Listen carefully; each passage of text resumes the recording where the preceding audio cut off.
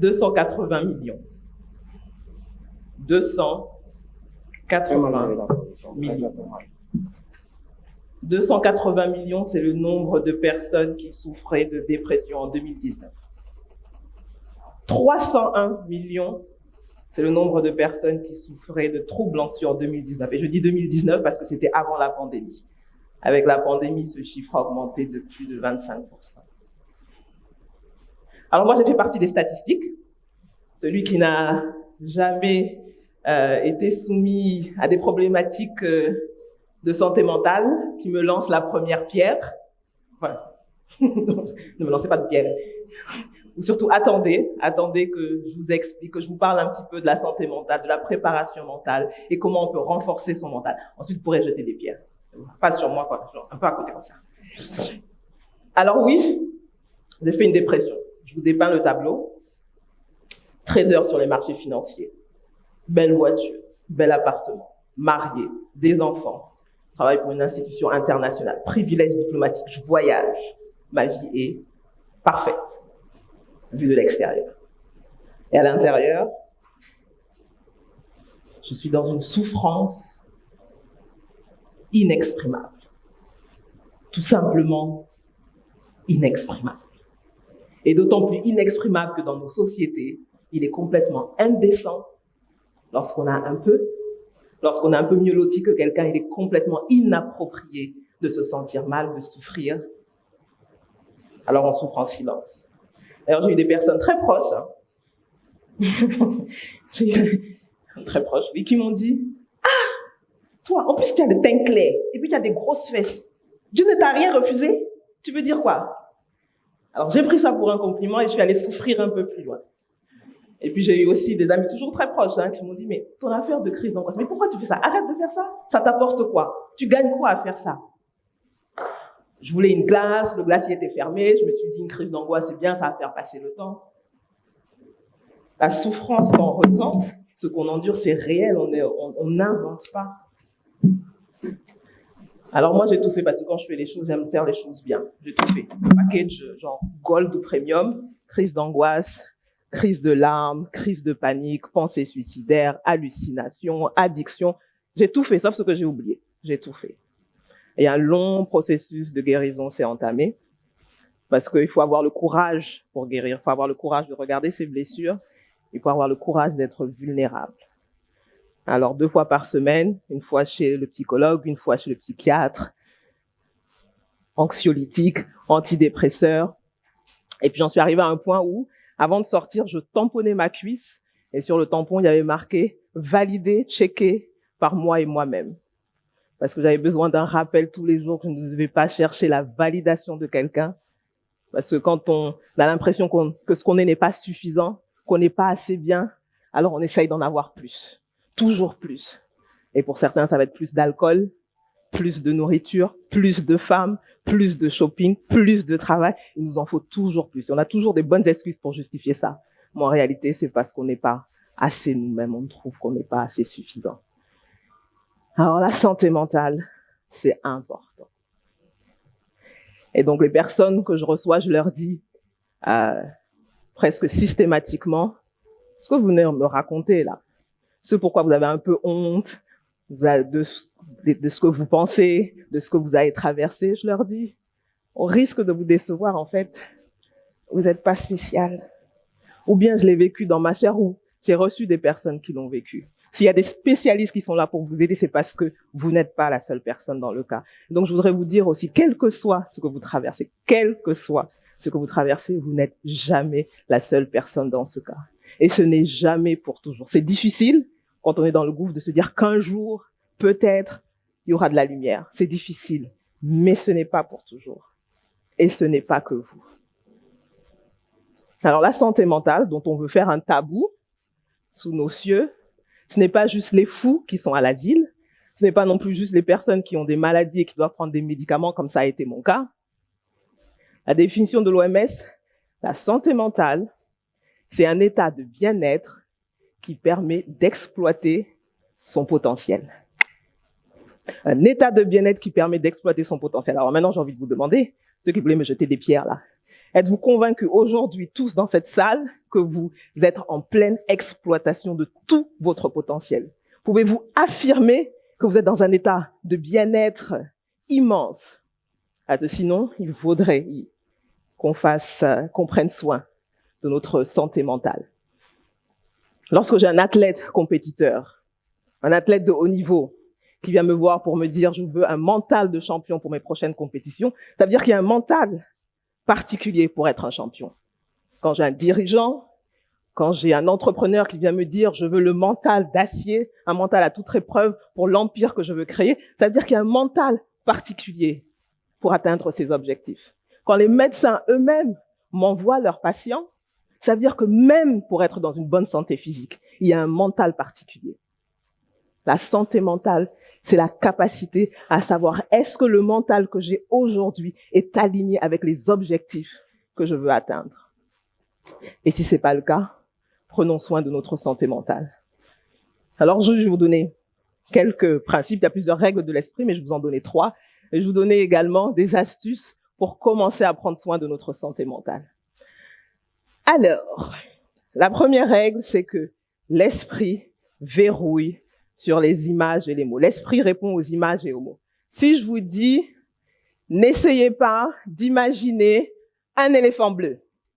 Avant que je finisse la phrase, vous l'avez vu, l'éléphant bleu, n'est-ce pas?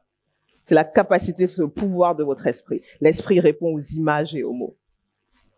La deuxième chose, c'est que l'esprit, son rôle, c'est de faire exactement ce qu'il pense que vous voulez qu'il fasse. Et la manière dont il sait ce que vous voulez qu'il fasse, c'est par les images, par les mots, par les pensées. Donc, il n'y a aucune pensée qui arrive dans votre esprit et qui soit neutre. Si je vous dis, si un médecin vous appelle et vous dit « Ah, je suis désolé de vous annoncer que telle personne qui est proche n'a que 3 ou 4 jours à vivre », vous allez avoir une réaction physique, accélération du rythme cardiaque ou accélération de la respiration, tremblement. Vous allez avoir une réaction physique. Le monsieur au téléphone, hein, il vous a pas vu, il vous a pas touché. Mais votre esprit a verrouillé sur ces mots. Votre esprit a fait une image, a compris ce que ça voulait dire et il y a une réaction physique. C'est le pouvoir de votre mental.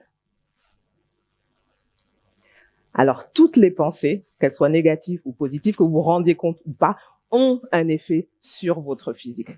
D'où toutes les maladies qu'on a, mais on ne rentrera pas là-dedans. Et la troisième chose, c'est que l'esprit apprend par répétition. À force de répéter une de ses pensées, les images et les mots, à force de les répéter, elles s'ancrent de plus en plus et ça devient une croyance. Alors, vu qu'on a dit tout ça, naturellement, pour prendre soin de sa santé mentale, il va falloir se répéter ce que l'on veut que l'esprit fasse. Et puis voilà quoi, fin de l'histoire.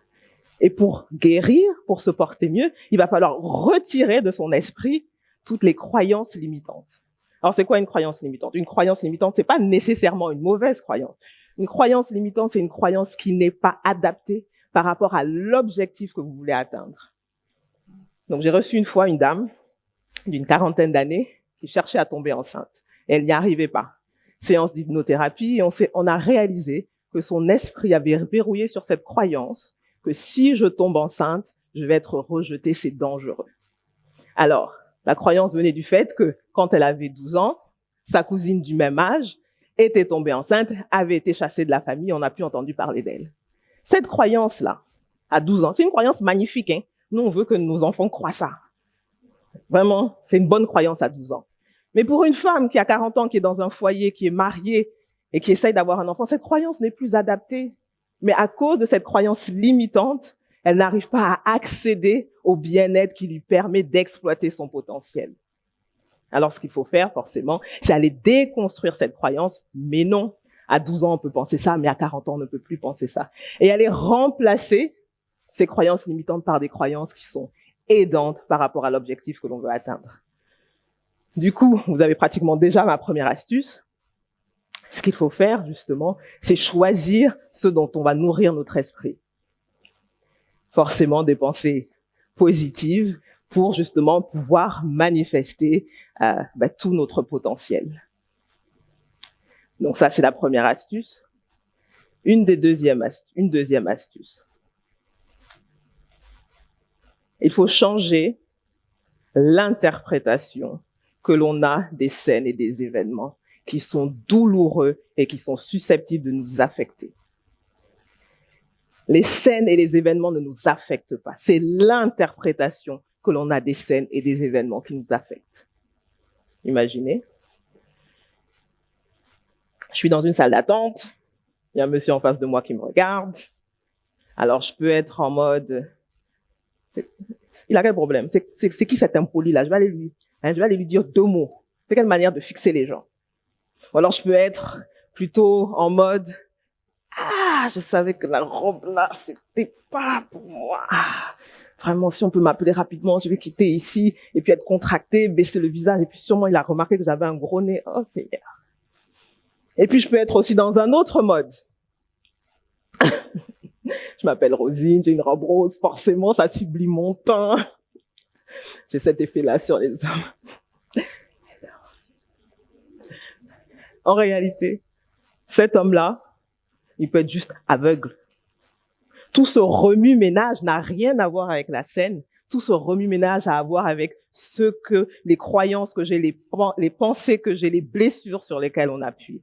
Donc, les événements ne nous affectent pas, c'est l'interprétation qu'on leur donne. Et on peut changer cette interprétation à tout moment, comme on a fait pour la dame qui voulait être enceinte. Et c'est ce que je veux vous inviter à faire pour les événements et les scènes qui vous affectent au quotidien, mais également celles de votre passé. Parce que souvent, on a été blessé, abusé, trahi, abandonné. C'est vrai, c'est douloureux, mais on a une double sentence. Parce que d'abord, on a été blessé, et ensuite, on reste enfermé dans cette blessure. On se met dans une position de victime. Alors, la position de victime, c'est pratique, parce qu'il n'y a rien à faire. Mais ça veut dire qu'on attend qu'un super-héros, que quelqu'un vienne nous sauver et nous rendre justice. Ça veut dire qu'on a remis à quelqu'un les clés de notre succès, de notre bonheur, de notre vie. D'abord, cette personne, il y a des chances qu'elle arrive jamais. Et si elle arrive, il y a des chances qu'elle vienne abuser de nous. Elle a les clés de notre bonheur. Alors non, peut-être que ce qui vous est arrivé n'était pas juste, peut-être que c'est pas votre faute, mais vous avez la responsabilité de reprendre les clés de votre vie. Vous avez la responsabilité d'écrire comment l'histoire se termine. Vous n'avez peut-être pas écrit le début, mais vous pouvez décider comment s'écrit la fin. Changer l'interprétation des scènes et des événements qui sont douloureux pour vous, pour pouvoir avoir accès à ce bien-être-là, pour pouvoir éviter de rester dans les blessures et avoir accès à l'exploitation de votre plein potentiel. D'ailleurs, pour revenir sur ma première astuce, les pensées, là, il n'y a pas de pensée neutre, comme je vous ai dit. Donc, ce dont vous allez nourrir votre esprit, si vous laissez de maigrir, et que vous êtes en mode « je suis une grosse vache bleue », parce qu'on a vu qu'on ne sait imaginer la vache bleue, votre esprit sait exactement de quoi il s'agit et il va faire tout son possible, mobiliser toutes les ressources pour vous emmener vers cet objectif. Donc faites attention aux mots que vous dites après « je suis ». Faites attention aux mots que vous dites après « je suis » parce que les mots que vous dites après « je suis » vous suivent. Ça passe de pensées à des croyances qui vont déterminer la manière dont vous vous comportez. Et je vais vous donner une dernière astuce. Je pense que la croyance la plus importante, la plus primordiale, la plus cruciale, celle qui a la capacité de transformer toute votre vie. Et je le dis avec beaucoup d'émotion parce que ça a transformé la mienne.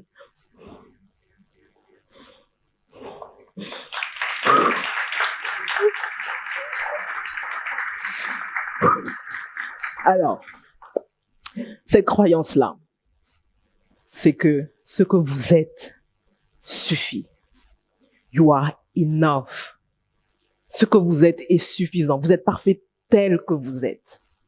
Et il y en a dont ça hérisse le poil quand je dis vous êtes parfait tel que vous êtes, il faut vous accepter. Mais on sait ce que certains sont capables de faire pour avoir le dernier iPhone ou le dernier Samsung.